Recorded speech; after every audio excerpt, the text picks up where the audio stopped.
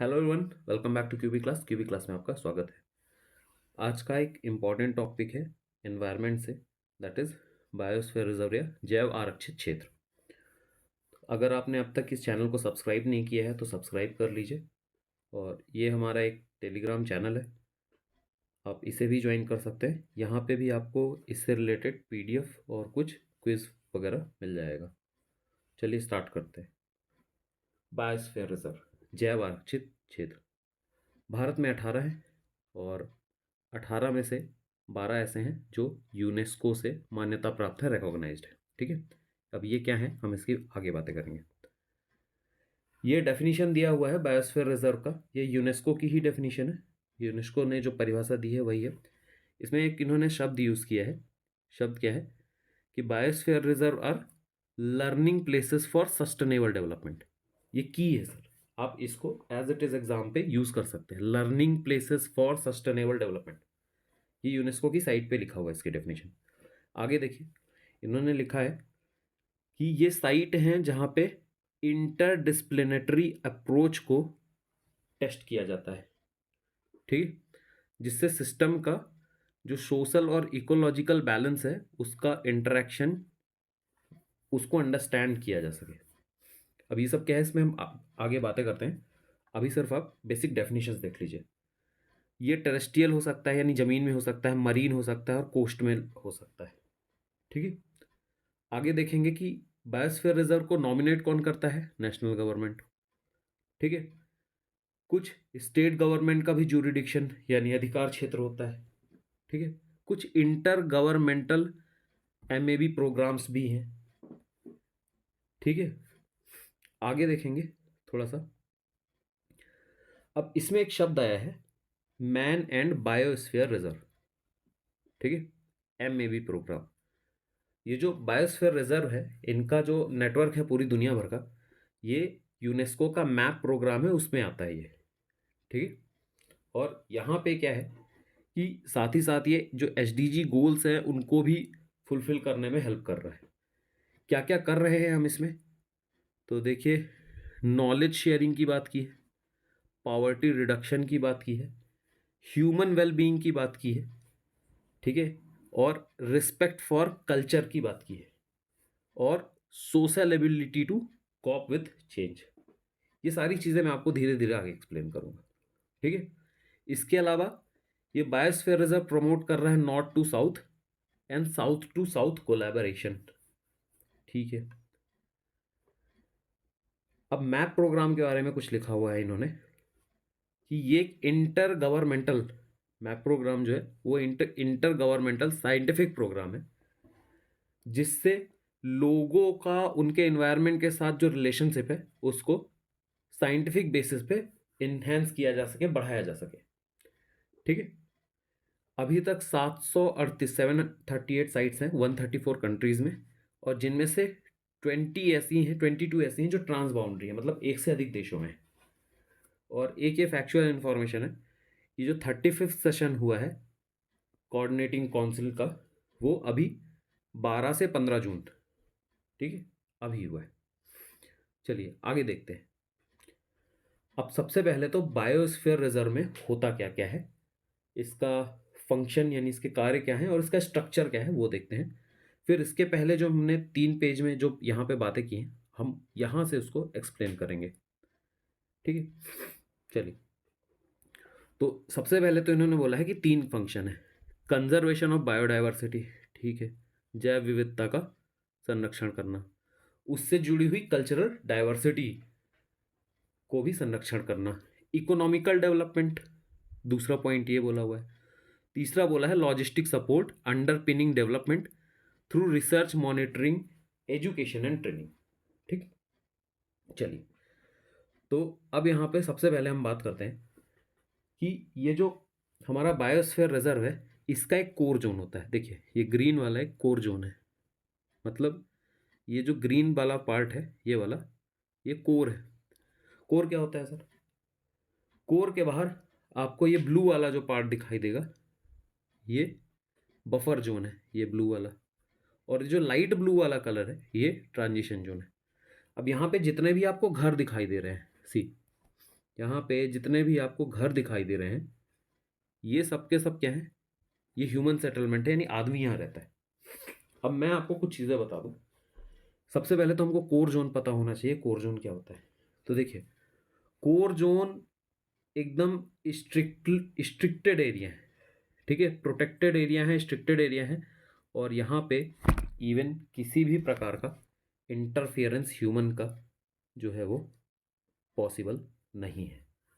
Core area ऐसे area होते हैं जहाँ पे ह्यूमन की एंट्री को ही सपोर्ट नहीं किया जाता है, मना किया जाता है कि कोई भी कोर जोन में जाके कोई भी एक्टिविटी कंडक्ट नहीं करेगा। ये पूरे तरीके से लैंडस्केप, यानी पूरे की पूरी जो ज़मीन है, इकोसिस्टम, जो वहाँ पे स्पीसीज़ है और जो भी जेनेटिक डाइवर्सिटी है, ये सबका सब जो है उसको प्रोटेक्ट करेगा। वहाँ कोई भी ह्यूमन नहीं आएगा। एक लाइन अगर आप नोट करना चाहें तो कर सकते हैं कि core area totally government controlled होते हैं। कंट्रोल यानी दे विल डिसाइड कि कौन जाएगा कौन नहीं जाएगा, who will enter in the region and who will not enter in the region. Eventually वहाँ पे कोई भी ह्यूमन एंट्री जो है वो अलाउ नहीं किया जाता है, ठीक है।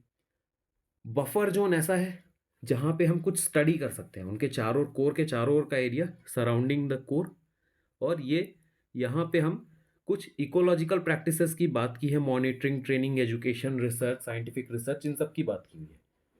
इवन जो टूरिज्म है वो भी, टूरिज्म भी नहीं कोर जोन में, बफर जोन में ही होता है। तो जब भी आप किसी नेशनल पार्क या टाइगर रिजर्व में आप घूमने जाते हैं तो वो आपको बफर जोन में ही घुमा के वापस बाहर निकाल देते हैं। अब ये ह्यूमन सेटलमेंट है, तो ह्यूमन सेटल और बफर जोन के बीच का जो रीजन है उसको इन्होंने ट्रांजिशन एरिया बोला है। ट्रांजिशन एरिया इसलिए बोला है क्योंकि अब यहाँ पे एनिमल्स का ह्यूमन के साथ आपको कॉन्फ्लिक्ट देखने को मिल जाएगा। तो यहाँ पे इन्होंने बोला है कि यहाँ पे कम्युनिटीज़ हैं जो social, cultural, ecological, human activity, economical activities perform कर रहे हैं, ठीक है। तो ये जो बफर जोन है, बफर जोन के बाहर आपको ह्यूमन दिखाई देगा। अच्छा, बफर जोन में क्या है, थोड़ा बहुत ह्यूमन एक्टिविटी इन्वॉल्व है। जैसे आप वहाँ से फ्यूल वुड गैदर कर सकते हैं, जलाऊ लकड़ी, चारा, फॉडर अपने जानवरों के लिए वो गैदर कर सकते हैं। मेडिसिनल हर्ब्स जो हैं वो अलाउ हैं, और जो साइंटिफिक रिसर्च है, टूरिज्म है, ये सारी चीज़ें इन बफर जोन पे अलाउ है, ठीक है। ट्रांजिशन जोन कैसा है? वहाँ तो आदमी रह ही रहा है, बिल्कुल। वो ट्रांजिशन जोन किसके किसके बीच का है? संक्रमण क्षेत्र, वो ह्यूमन और एनिमल के बीच का है। तो हमको कई बार ह्यूमन का डेवलपमेंट और एनिमल का उस रीजन में एंट्री हमको देखने को मिल जाएगा। मतलब यहाँ पे आपको एनिमल बाहर आते हुए दिख जाएंगे, ठीक है, बफर रीजन से बाहर, और उनका आए दिन आपको ह्यूमन के साथ कॉन्फ्लिक्ट देखने को मिल जाएगा। तो ये बेसिकली हमारा डिफरेंस है तीनों रीजन में। अब आप ये समझिएगा कि सबसे पहले हमने बात की है यहाँ पे, जो पहली लाइन इन्होंने बोली है, learning place for sustainable development. Sustainable development का क्या मतलब होता है कि ऐसा डेवलपमेंट जिससे आने वाली पीढ़ियों के लिए भी हमको जो रिसोर्सेज हैं वो बचे रहें। और बफर जोन के बाहर, ट्रांजिशन जोन पे जो ह्यूमन एक्टिविटीज हो रही हैं उनको इस तरीके से अलाउ करना है कि ओवरऑल जो रीजन है वो बचा रहे, वो सेफ रहे। तो ये एक तरीके से फ्यूचरिस्टिक बात कर रहे हैं कि फ्यूचर में भी ये क्षेत्र बचे रहें और वहाँ पे ह्यूमन एक्टिविटीज़ जो हैं, इकोनॉमिकल एक्टिविटीज़ हैं, चलती रहें। इसलिए उन्होंने ये बोला है, ये डेफिनेशन दी है कि learning place for the sustainable development, है ना। सस्टेनेबल डेवलपमेंट के साथ साथ लर्निंग होती रहनी चाहिए, ठीक।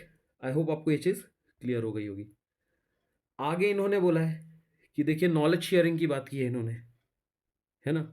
नॉलेज शेयरिंग कैसे हो सकता है कि जब एक प्लेस पे कोई पर्टिकुलर बायोडाइवर्सिटी हमको मिल रही है और हमको उसको डेवलप करना है, उसको कंजर्व करना है, और वहाँ पे जो ह्यूमन के साथ कॉन्ट्राडिक्शन हो रहा है या कुछ भी कॉन्फ्लिक्ट हो रहा है, तो उससे किसी को भी लॉस नहीं हो, किसी को नुकसान नहीं हो, ये हमको लर्न करना है, सीखना है। और नेचर और ह्यूमन या इकोनॉमिकल एक्टिविटी साथ साथ, hand to hand, side by side grow कर सके, ये हमको सीखना है।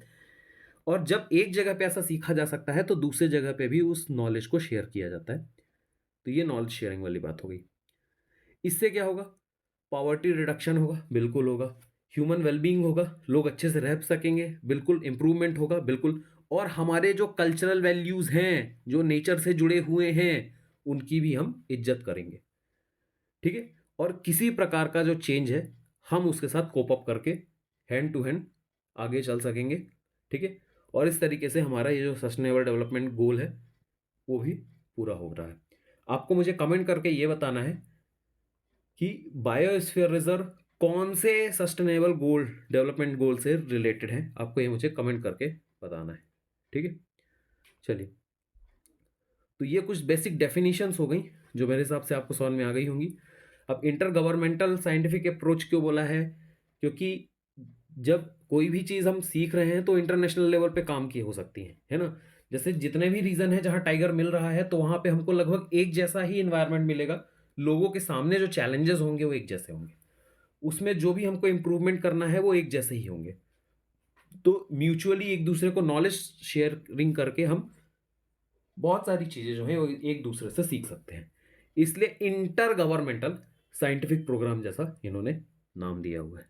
आई होप ये चीज़ आपको क्लियर हो रही होगी, ठीक है। ओके, ये core zone, buffer zone, transition zone, ये भी आपको क्लियर होगा, ठीक है। अब ये कुछ फैक्चुअल डाटा है, इसे याद करने की ज़रूरत नहीं है। तो ये आज जून 2023 तक इतने बायोस्फीयर रिजर्व्स हैं इंडिया में, सॉरी वर्ल्ड में, जिसमें से 90 साइट्स अफ्रीका में हैं, 36 अरब स्टेट्स में है, 172 एशिया एंड द पैसिफिक्स में है, 308 अमेरिका में है एंड यूरोप मिला के, 132 लैटिन अमेरिका एंड कैरेबियन में है, ठीक है। लैटिन अमेरिका मतलब मैक्सिको से नीचे वाला पूरा अमेरिका मिला के। तो ये है इतने सारे। हालांकि ये डाटा याद नहीं करना है क्योंकि ये टाइम टू टाइम चेंज होता रहता है, लेकिन हमको एक अप्रॉक्सीमेट पता होना चाहिए। आप इतना याद रख सकते हैं कि हाँ, कुछ 700 से ज़्यादा बायोस्फीयर रिजर्व है और 134 कंट्रीज़ में। ये याद रख सकते हैं कि 122 जो है वो ट्रांस बाउंड्री में। इसको आप याद रख सकते हैं, ये इंपॉर्टेंट हो सकता है, ठीक है। ओके, आगे देखते हैं मैब अवार्ड। अब यूनेस्को क्या है, कुछ अवार्ड्स दे रहा है बायोस्फीयर रिजर्व के मैनेजमेंट के लिए। 3 अवार्ड्स हैं जो हमको देखना है। पहला है Sultan Qaboos prize for environmental conservation, दूसरा यंग साइंटिस्ट अवार्ड है, and third is Michael Batisse award for biosphere reserve management.